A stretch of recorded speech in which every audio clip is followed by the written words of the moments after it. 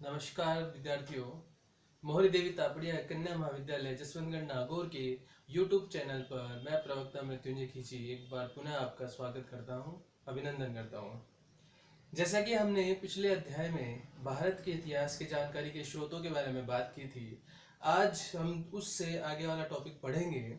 यह आपके BA part first के सिलेबस में दिया हुआ है। ठीक है, जैसा कि आप बोर्ड पर देख रहे हैं कि सिंधु घाटी सभ्यता हमारा जो नेक्स्ट टॉपिक है या आज का टॉपिक है, इसके बारे में बात करेंगे। सिंधु घाटी शब्द की जब हम बात करेंगे तो भारत के अंदर सबसे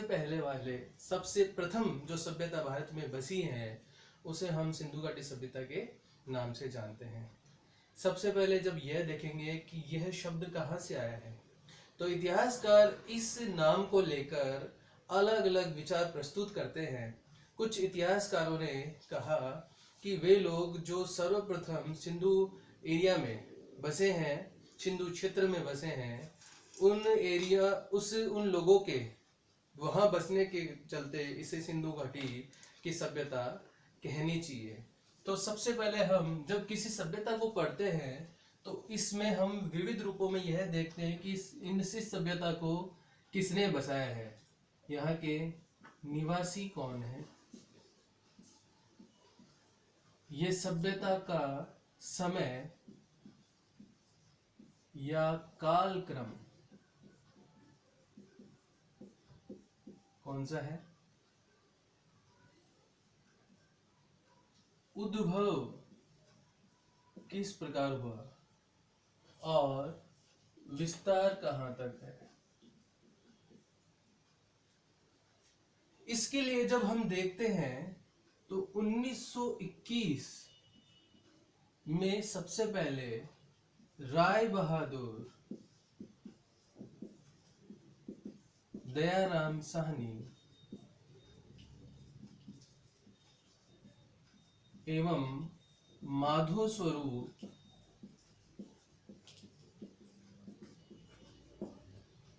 वत्स, इन दोनों इतिहासवेताओं को सिंधु घाटी सभ्यता का प्रथम स्थल हड़प्पा इसकी जानकारी मिली और इन्होंने इस जानकारी को विस्तारित रूप में बढ़ाने का निर्णय किया। इसी क्षेत्र में 1922 में दूसरे इतिहासवेता जिनका नाम हमें मिलता है राखल दास बनर्जी, इन्होंने मोहनजोदड़ो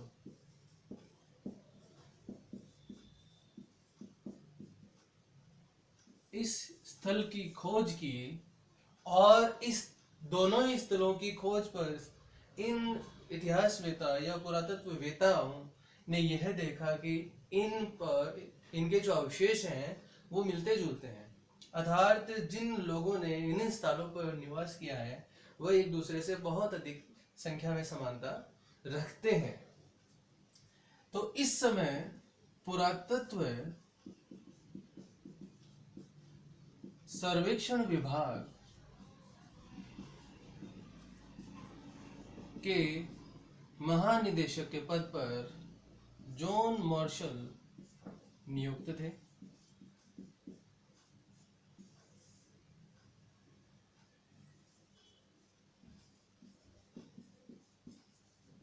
इन्होंने इस पर विचार संगोष्ठी की और अलग अलग इतिहासवेताओं को इस पर अपने अपने मत प्रस्तुत करने के लिए आमंत्रित किया। जॉन मार्शल के निर्णय से यह तय हुआ कि यह जो स्थल है हड़प्पा या मोहनजोदड़ो, इन स्थलों पर निवास करने वाले जो निवासी हैं वह एक ही प्रजाति के होने के कारण इस सभ्यता को एक क्षेत्र विशेष हड़प्पा के नाम से न जानकर यह क्षेत्र जो है सिंधु घाटी नदी तंत्र के सहयोगी नदियों के पास मिले होने के कारण इन्हें सिंधु घाटी नाम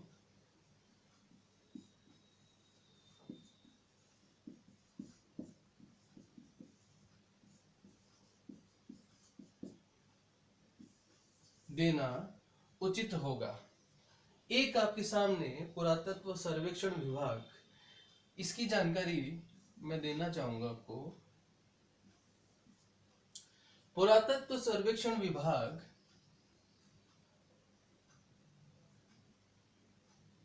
की जब हम बात करेंगे तो सबसे पहले हम देखेंगे 1784 ईस्वी में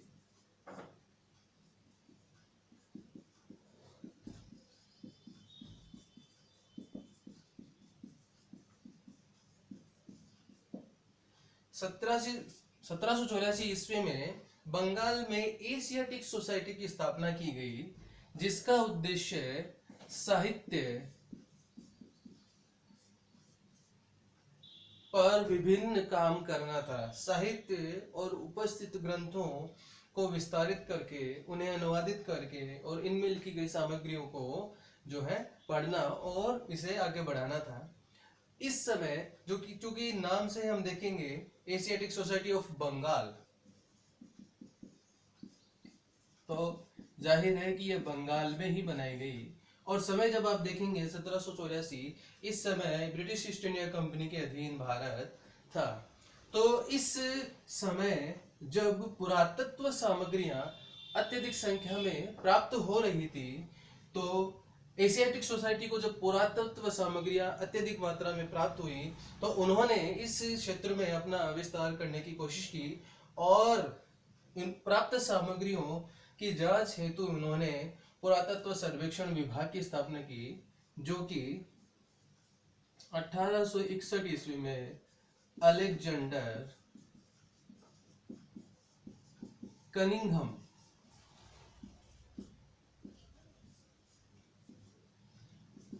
के द्वारा पुरातत्व सर्वेक्षण विभाग की स्थापना की गई। इन्हें भारतीय पुरातत्व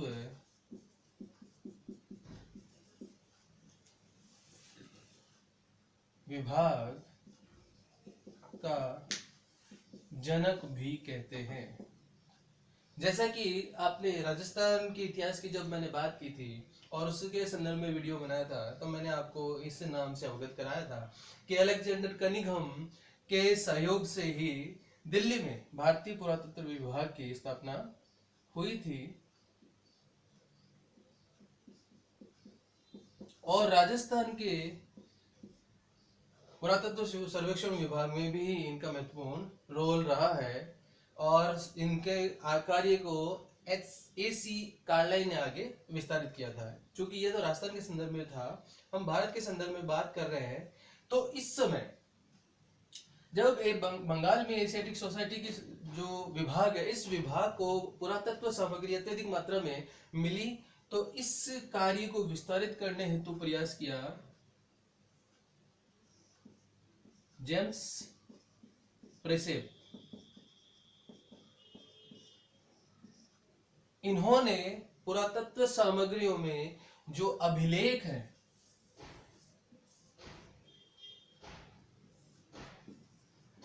इन अभिलेखों को पढ़ने का प्रयास किया।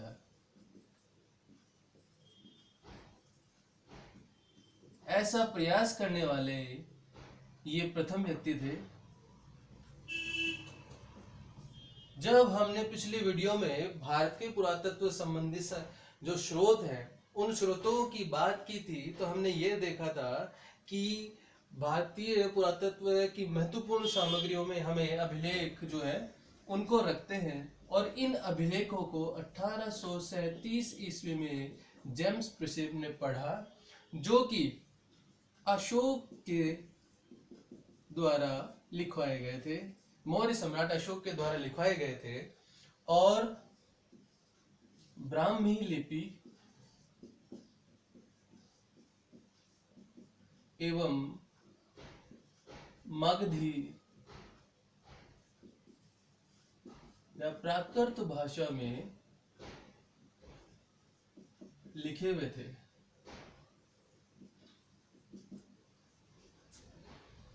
इससे हमें यह जानकारी मिलेगी, जब हम अशोक मौर्य सम्राट अशोक की बात करेंगे तो हम ये देखेंगे कि अशोक के अभिलेखों को सबसे पहले 1750 ईस्वी में पोर्ट्रे दी टी फेंथेलर ने खोजा, और इन्हीं अभिलेखों को 1837 ईस्वी में जेम्स प्रशेप ने पढ़ने का प्रयास किया, जो कि ब्राह्मी लिपि में थे, और इन्होंने इन सबसे पहला प्रयास किया और इन्हें अनुवादित करने की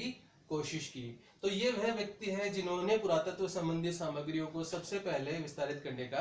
प्रयास किया है। इसी क्षेत्र में फिर अलेक्जेंडर कनिंघम ने 1861 में जो है विस्तारित करके पुरातत्व संबंधी विभाग जो है उसकी स्थापना करके, और जितनी भी पुरातत्व सामग्री है पूरे भारत से प्राप्त उन सामग्रियों को जो है संरक्षित करने का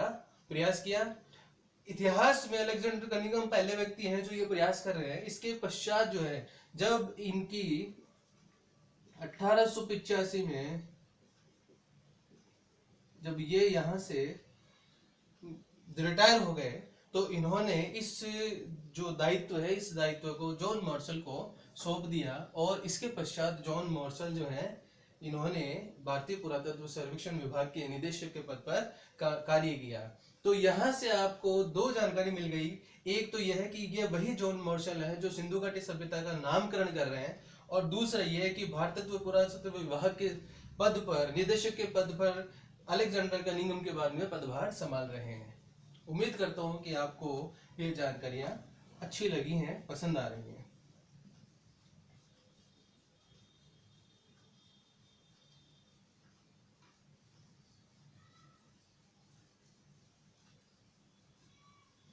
देखिए विद्यार्थियों, हम जब YouTube चैनल के माध्यम से अध्ययन या शिक्षण कार्य कर रहे हैं तो इसकी एक जो है अपनी बाध्यता है कि इसमें दो तरफा संवाद नहीं होता है। अतः आपके मन में जो प्रश्न उठ रहे होंगे, ये प्रश्न आप मुझे कमेंट में जो है वो पूछ सकते हैं, और जहां तक मेरा प्रयास रहेगा कि आप जो साधारण तौर पर जो प्रश्न आपके मन में आएंगे मैं उन्हें पहले ही अपने प्रयास से बताता हुआ चलूं। सिंधु घाटी सभ्यता का दूसरा नाम इतिहासकार हड़प्पा सभ्यता भी बताते हैं।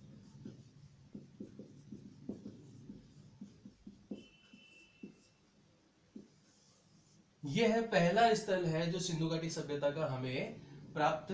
हुआ है। हड़प्पा सभ्यता की जब खोज की बात करेंगे, स्थल की खोज की बात करेंगे,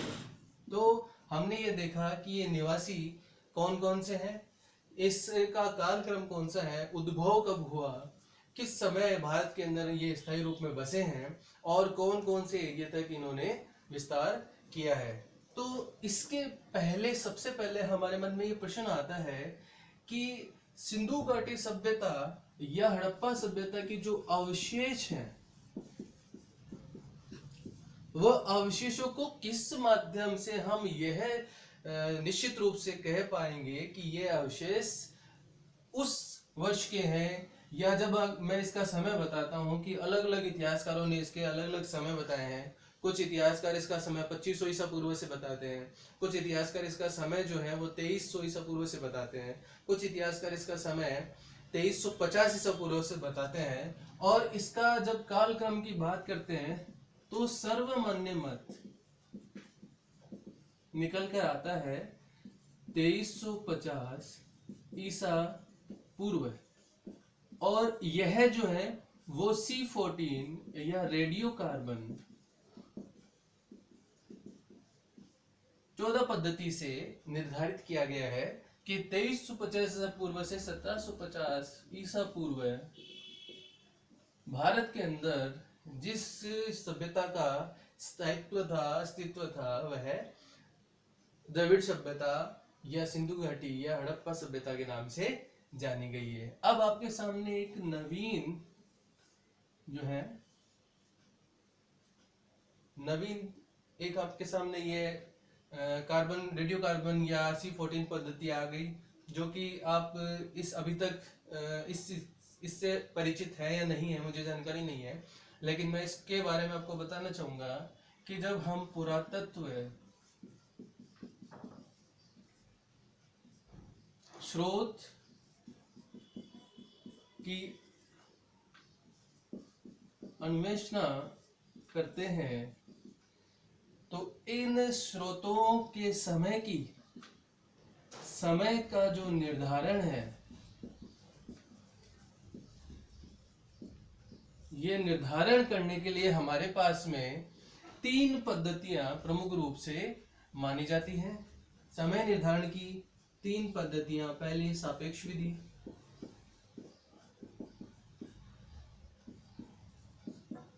दूसरी निरपेक्ष विधि और तीसरी C14 या रेडियो कार्बन 14 पद्धति। सापेक्ष विधि किसी वस्तु को दूसरे वस्तु के सापेक्ष रखकर और उसकी जानकारी तुलनात्मक अध्ययन करना सापेक्ष विधि है। किसी वस्तु को उस वस्तु के सापेक्ष न रखकर अनुमान लगाकर जिस विधि के द्वारा उस वस्तु की तुलना की जाती है वह निरपेक्ष विधि है। और C14 या रेडियो कार्बन 14 पद्धति जो कि पुरातात्विक स्रोतों में सर्वाधिक रूप में मानी गई, प्रमाणिक मानी गई जो पद्धति है, उस पद्धति के बारे में थोड़ी सी चर्चा करते हैं कि देखिए सभी जितने भी प्राणी हैं, ये जितने भी जीव हैं, इन जीवों में रेडियो कार्बन 12 और रेडियो कार्बन 14 जो है वह उपस्थित होता है। रेडियो कार्बन 12 तो रेडियोधर्मी नहीं है, अपितु रेडियो कार्बन 14 रेडियोधर्मी है। रेडियोधर्मी शब्द से हमारा तात्पर्य यह है कि वह वस्तु जिससे कार्बन जो है वो ऊर्जा के रूप में, इलेक्ट्रॉन के रूप में, अल्फा बीटा गामा के रूप में जो है प्रगणित या विस्तारित हो या बाहर निकले। ठीक है, इसलिए रेडियो कार्बन 14 पद्धति जिसमें कार्बन 12 और कार्बन 14 दोनों का तुलनात्मक अध्ययन किया जाता है, इस विधि में जब जीव या वस्तु जिसमें रेडियो कार्बन 12 और 14 दोनों होते हैं, जब उस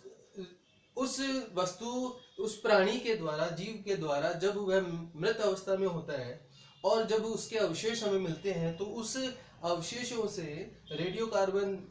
उस अवशेषों से कार्बन 12 और कार्बन 14 जो है उसका अध्ययन किया जाता है और उस अध्ययन से हमें उसकी तिथि या काल की जानकारी मिल जाती है। अगर हम सीधे शब्दों में कहेंगे तो वह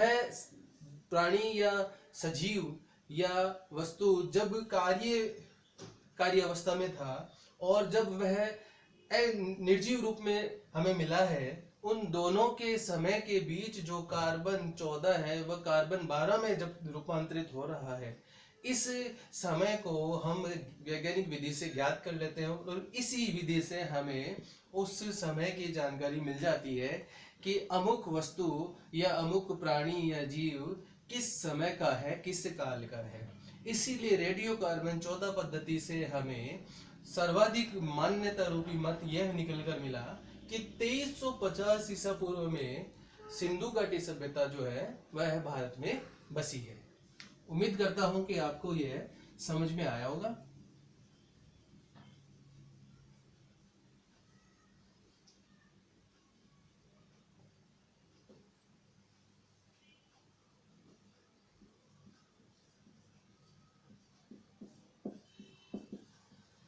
अब हड़प्पा सभ्यता के निवासियों की बात करेंगे तो हम यह देखेंगे कि यह द्रविड़ सभ्यता के नाम से भी जानी गई है। भूमध्य सागर से चलकर आने वाले लोग जो कि भारत में सिंध क्षेत्र में बसे हैं, इन सिंध क्षेत्र में के बाद में सिंधु नदी तंत्र की सहायक नदियों के पास में जिन्होंने अपना रहन सहन किया है, इन यहाँ के लोगों के अवशेष भूमध्य सागर के लोगों के अवशेष से बहुत अधिक समानता रखने के कारण सिंधु घाटी सभ्यता के लोगों का प्रारंभिक स्थल या प्रारंभिक जीवन भूमध्य सागर के आसपास का माना गया है। तो इतिहासकार जो है वह इनको भूमध्य सागरीय या मेडिटेरियन लोग भी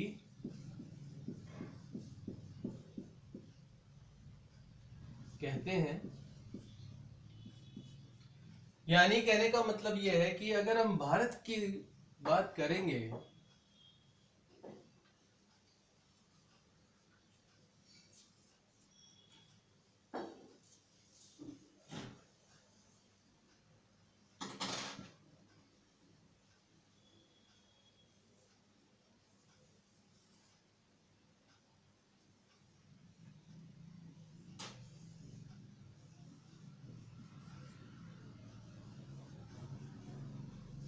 तो यह अफगानिस्तान, ये पाकिस्तान, भारत के अंदर यह जो एरिया है जैसे पंजाब या पाकिस्तान, जिसकी सीमा पाकिस्तान की लग रही है, और यहाँ इस एरिया को भारत में पंजाब और यहाँ पाकिस्तान कह रहे हैं, और इसके मध्य का जो एरिया है जिसे सिंध क्षेत्र कह रहे हैं, यहाँ पर इन लोगों ने सबसे पहले निवास स्थान अपना बनाया है। ठीक है। प्रारंभिक स्थलों की बात करेंगे तो हमने यह देखा कि सिंधु घाटी सभ्यता के सबसे पहले स्थल 1921 में हड़प्पा, जो कि राय बहादुर दयाराम साहनी और माधव स्वरूप वत्स ने खोजा। 1922 में राखलदास बनर्जी द्वारा मोहनजोदड़ो की खोज की गई, और इसी क्षेत्र में जब आगे प्रयास किया गया तो आजादी के समय तक लगभग 1500 स्थल इस सभ्यता के खोजे गए। मुख्य तौर पर इसके जो है वह स्थल हम आज आगे आने वाली जो कक्षाएं हैं उनमें देखेंगे, पढ़ेंगे। लेकिन आजादी के समय तक 1500 के करीबन स्थल जो है वो इस सभ्यता के हमें मिले, और हमने यह देखा कि विस्तार की जब हम इसकी बात करेंगे तो पाकिस्तान, अफगानिस्तान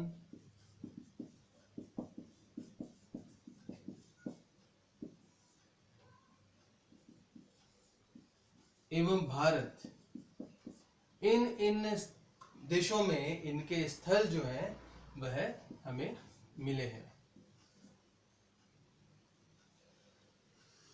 एक प्रश्न हमारे मन में यह आता है कि क्या 1921 में राय बहादुर दयाराम साहनी प्रथम व्यक्ति हैं जिन्होंने इस ओर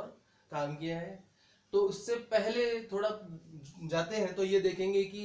लगभग 1856 में जब भारत के अंदर रेलवे लाइन बिछाने का काम किया जा रहा था, उस समय चार्ल्स मैशन के द्वारा सबसे पहले हड़प्पा के जो क्षेत्र है इस क्षेत्र को उसने देखा। उसने टीलों की खुदाई ईंटों की आपूर्ति के लिए की थी, और उस दौरान उन्हें कुछ भारत के अंदर की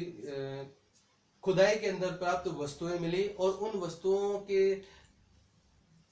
उन वस्तुओं से उसने यह अंदाजा लगाया कि यहाँ पर कोई प्राचीन स्थल या सभ्यता रही है। लेकिन उसने ध्यान नहीं दिया, और उसके आगे विलियम ब्रंटन और जॉन दोनों जो भाई हैं, उन दोनों के द्वारा इस क्षेत्र में भी प्रयास किया गया, लेकिन उन्होंने भी जो है इस काम को वहीं रोक दिया। इससे आगे बढ़ने पर